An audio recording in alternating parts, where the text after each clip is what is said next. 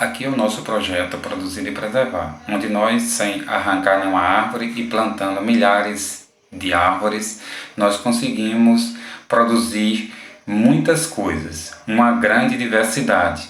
Então, como vocês vão ver, aí a palma é plantada dentro da caatinga, a gente consegue produzir também frutas, né, como vocês estão vendo, né, as frutas também plantadas na caatinga.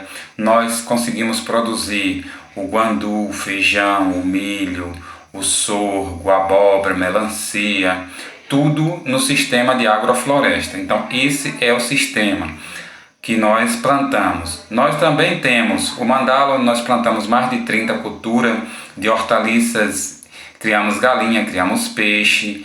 Temos ainda no roçado milho, feijão, abóbora, melancia plantado no sistema de permacultura.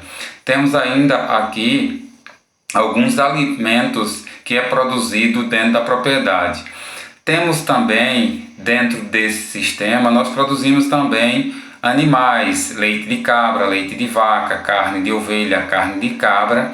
Nós conseguimos produzir tudo isso em 55 tarefas de terra. Então esse é o nosso sistema, utilizando o máximo a água da chuva, sem agredir o meio ambiente, e com isso a gente consegue ter uma grande produção e ter um equilíbrio ambiental, onde nós podemos fazer com que as nossas crianças tenham melhor formação.